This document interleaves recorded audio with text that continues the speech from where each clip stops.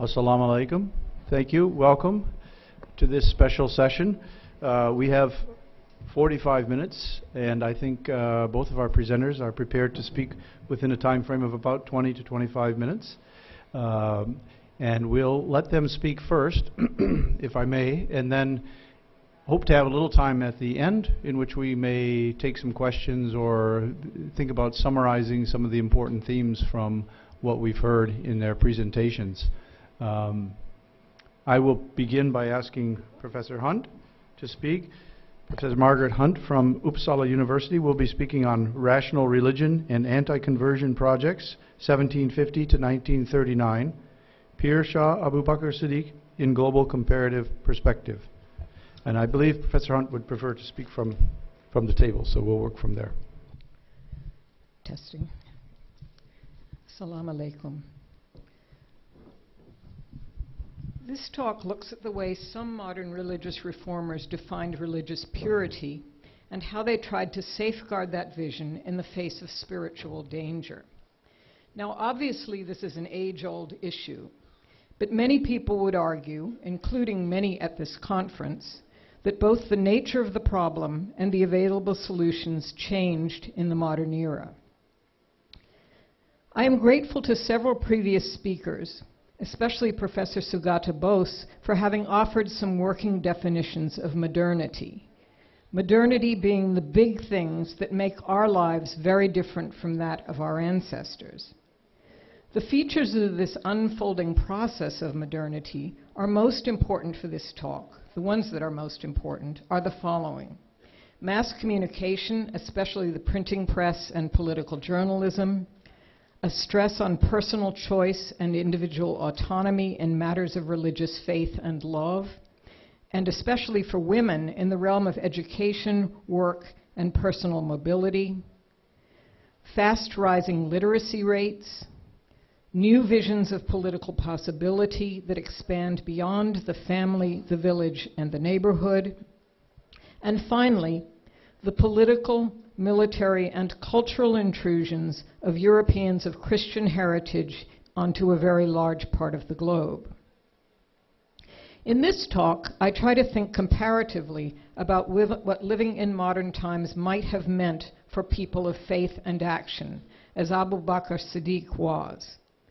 But it is less about Abu Bakr Siddique himself than about the larger global networks of constraint and possibility in which he and others like him lived.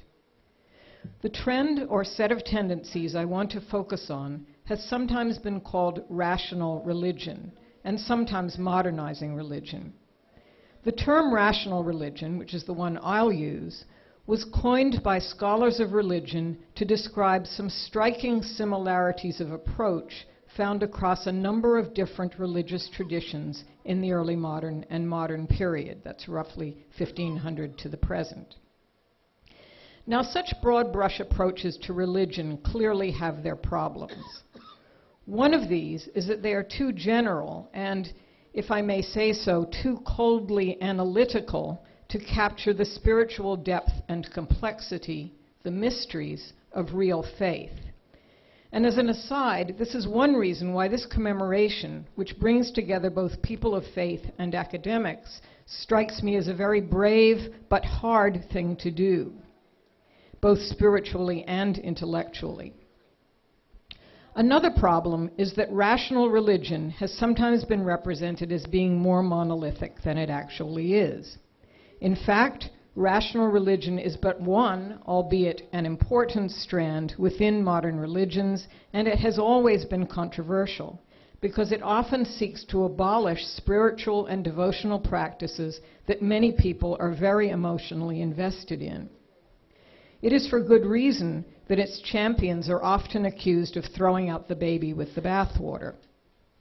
Moreover, a blanket term like rational religion might make you think that people who follow this path all get along, whereas in reality, there are so many versions of rational religion, and the spiritual stakes are so high that reformers are much more often at war with each other. Can you hear, by the way, with this? Good, okay.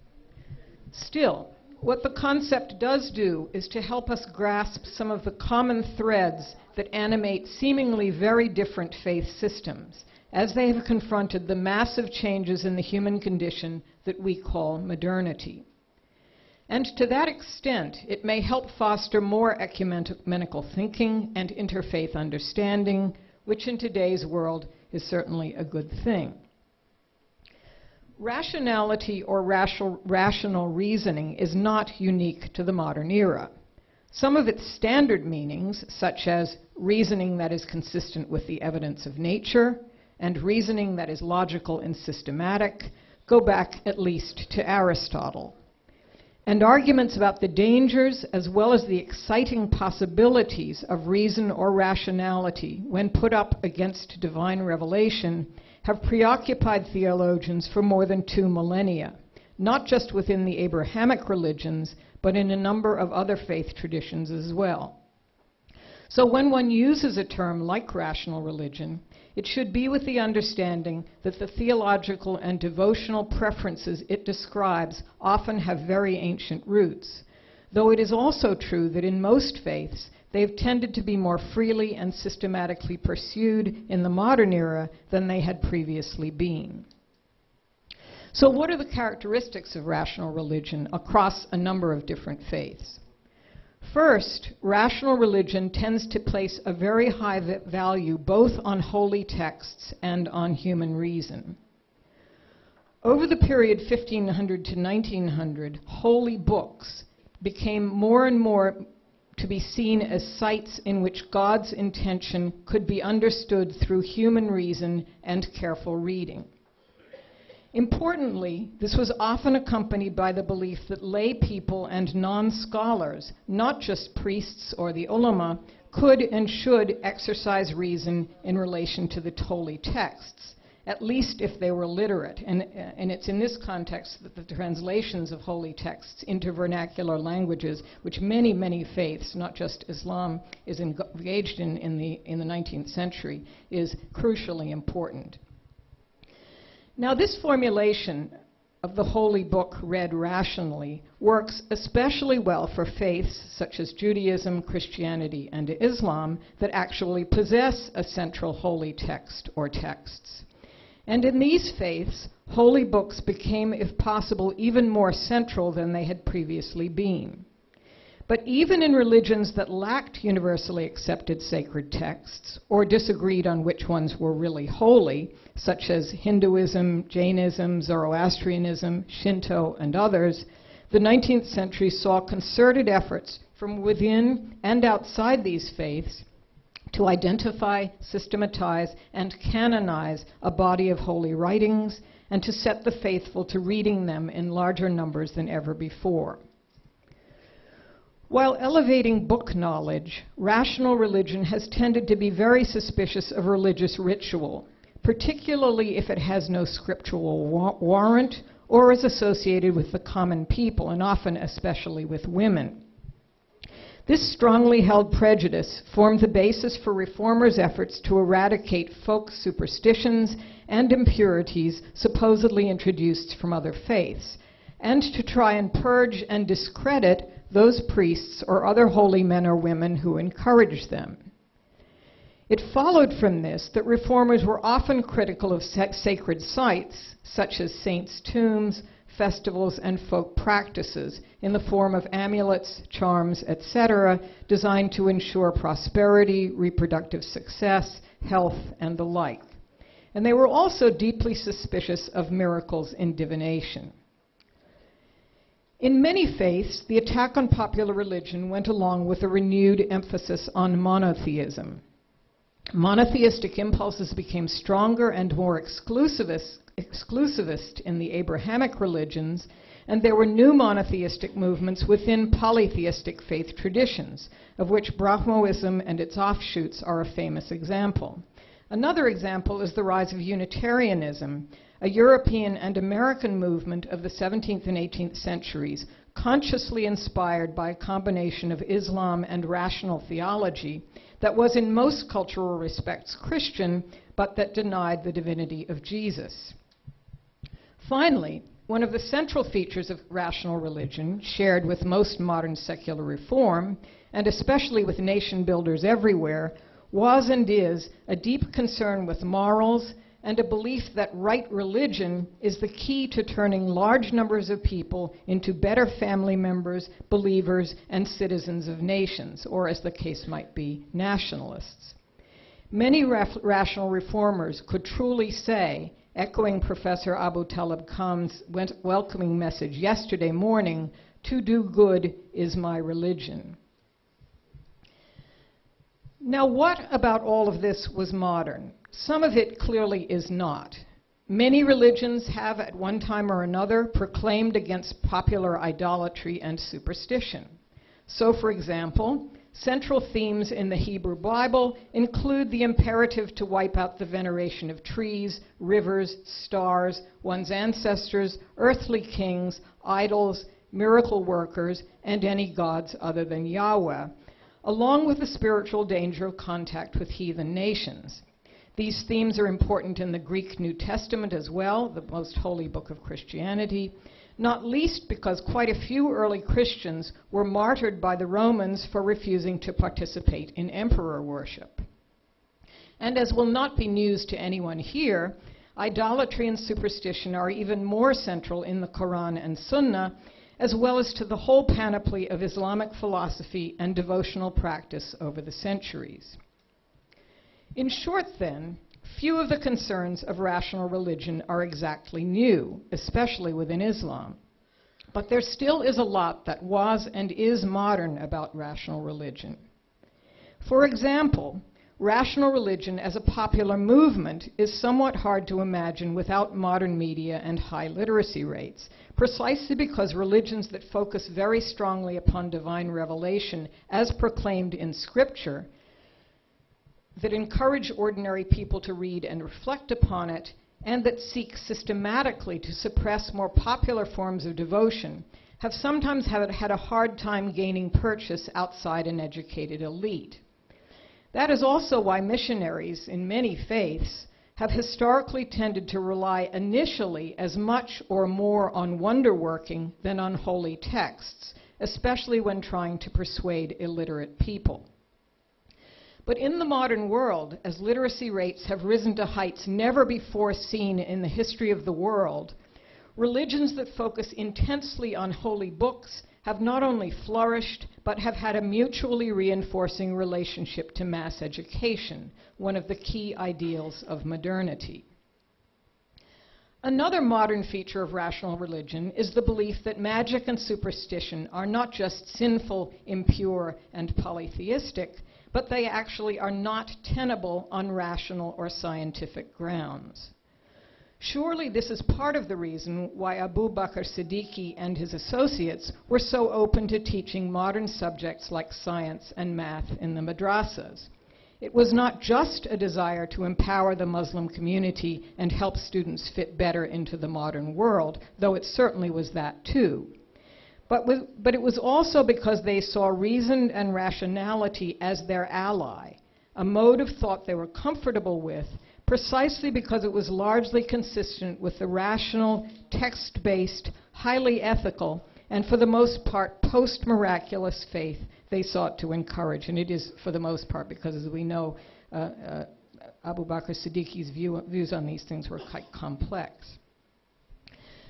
Now I want to move to the problem of competition from other religions. One of the main aims of Abu Bakr Siddique's many projects was to guard against Christian missionary efforts. Another was to purify the faith, usually by attacking folk practices and less orthodox Sufis, but without going so far in this regard as groups like, for example, the Salafis did.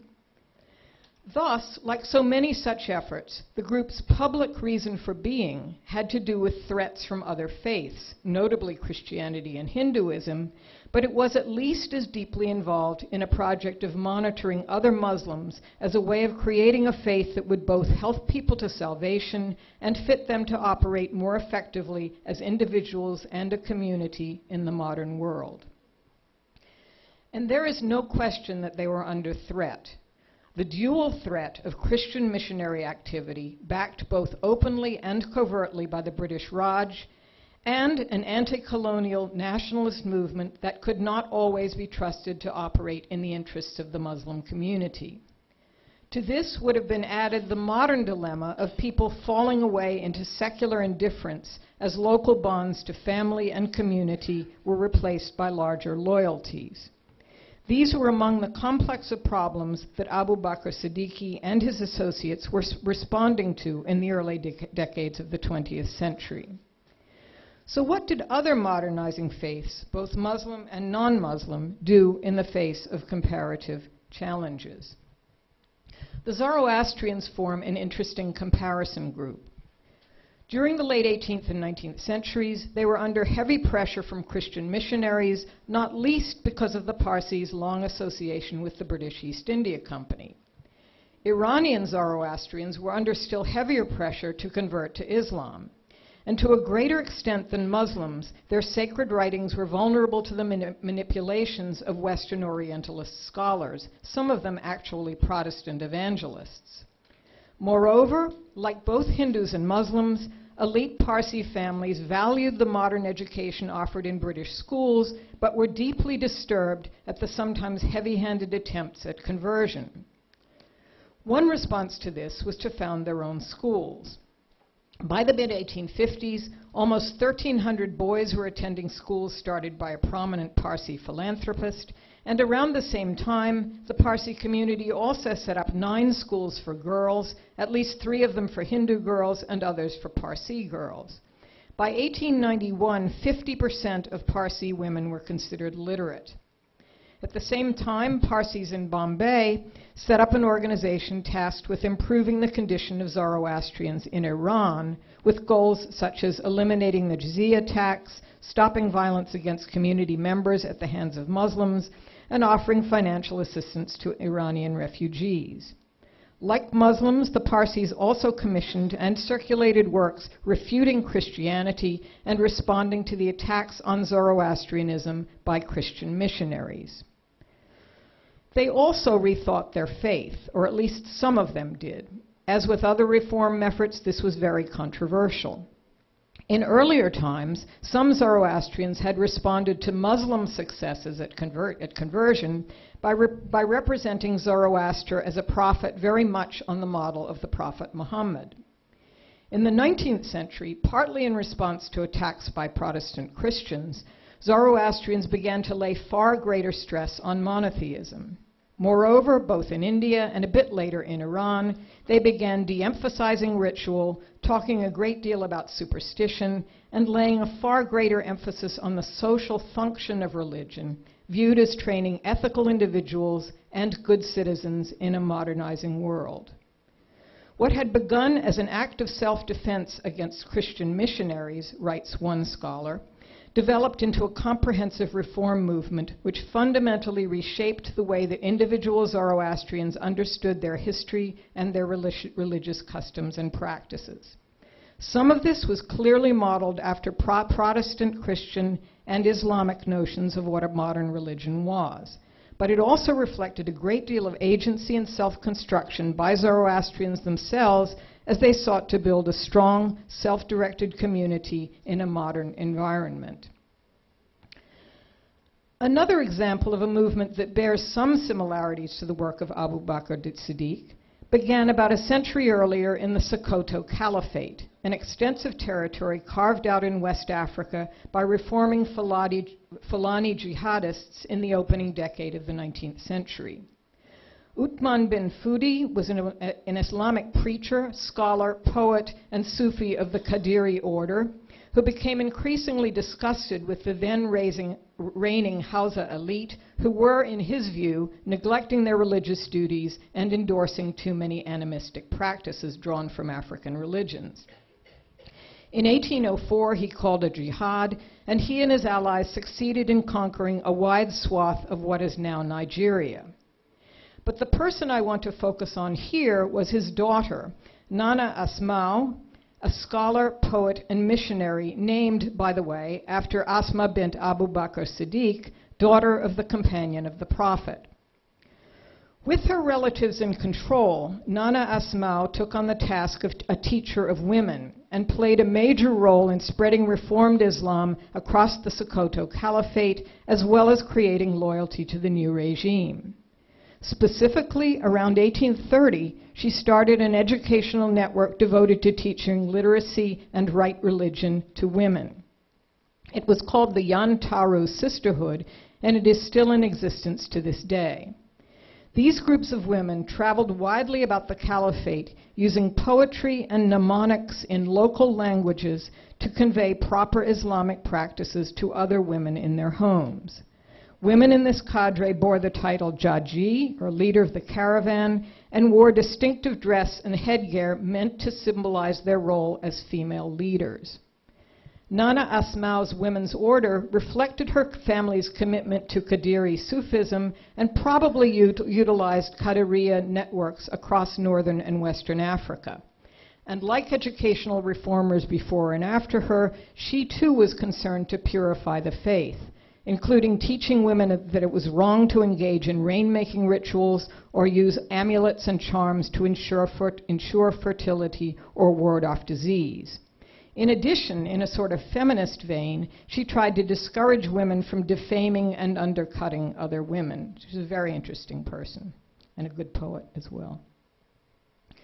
This is an especially interesting case because it was very common for supporters of reform, whether Muslim or not, to complain that women were more ignorant and superstitious than men, which is hardly surprising if rational religion is the aim, given that women had and still have less access to literacy or to sacred texts and less authority to interpret them than men do. So women tended to be seen as a problem by reformers and consequently were often included in projects of educational reform. Yet it is rarer for these movements, these programs, actually to be initiated and led by women. Though Rachana Chakraborty gave us yesterday some interesting examples of some movements in Bengal that were led by women, but in other places it's fairly rare. It is also of interest for what it tells us about the state of affairs in the Sokoto Caliphate, which is sometimes seen as a sort of throwback to the early centuries of Islam, or even a society isolated from global influence or modern times. In fact, Nana Asmau's career overlapped with the early incursions of Europeans into the region, initiatives that ultimately, in 1904, would result in British conquest of the Caliphate. And the Caliphate was in no way isolated in Nana Asmau's time. For one thing, they had gunpowder weapons. There's all sorts of ways, actually, that they were quite modern. They were also very well connected through religious networks, including the Qadiriya linkages to other parts of Africa and obviously to Mecca. And its leaders were well aware of the territorial seizures and growing influence of Europeans, particularly the British, both in Africa and further afield.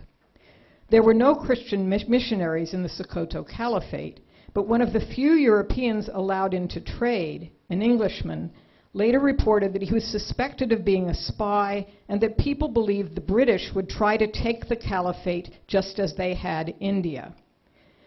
Thus, there was already a growing sense of unease and encirclement by infidels and foreigners that turned out to be all too prescient.